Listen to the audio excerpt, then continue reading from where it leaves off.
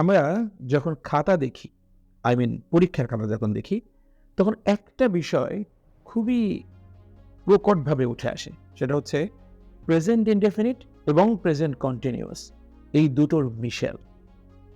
আমরা প্রচুর সেন্টেন্স দেখি যেগুলো প্রেজেন্ট ইনডেফিনিটে লেখা। একই প্রশ্নের উত্তরে আবার আমরা কোনো জায়গায় প্রেজেন্ট কন্টিনিউয়াস ইউজ করতে দেখি লার্নারদের। কেন এমন হয়?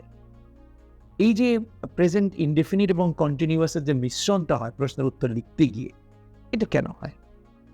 কারণ আমরা ঠিক বুঝতে পারি না যে প্রেজেন্ট ইনডেফিনিট এবং কন্টিনিউয়াস ঠিক কোন জায়গায় অ্যাপ্রোপ্রিয়েট।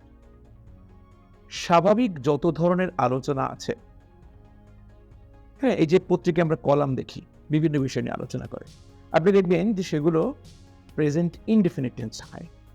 কন্টিনিউয়াস আসলে ভেরি স্পেসিফিক কেজে হয়।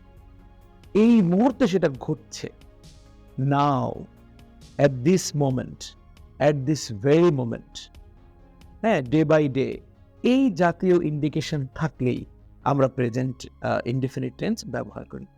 এখন সে নিয়মিত স্কুলে যায়, এটা প্রতিদিনকার ঘটনা। Present indefinite. কন্টিনিউয়াস হয় কখন? যখন ওই মুহূর্তে কাজটা হচ্ছে।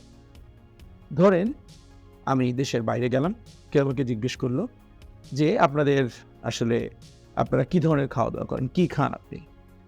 তো আমি বললাম যে আমি ভাত খাই, ভাত মাছ খাই। এই ধরনের টেন্স আসলে কি হবে? Present indefinite. কিন্তু এক্স্যাক্টলি কেউ আমাকে ফোন করেছে, আমি তখন খাচ্ছি। ফোন ধরে ওপাশ থেকে জিজ্ঞেস করলো যে কি করছেন আপনি? আমি ভাত খাচ্ছি।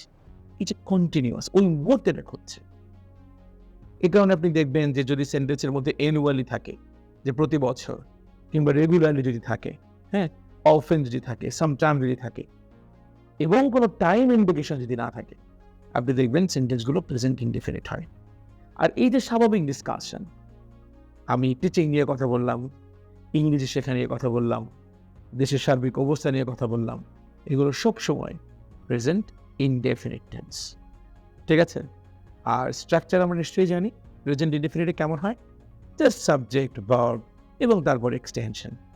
কিন্তু কন্টিনিউয়াসে, প্রেজেন্ট কন্টিনিউয়াসে সাবজেক্ট, তারপরে এম, ইজ অথবা আর, এবং এরপর ভার্বের সঙ্গে আইএনজি। আমার মনে হয় এটা আমরা সবাই জানি। Thank you.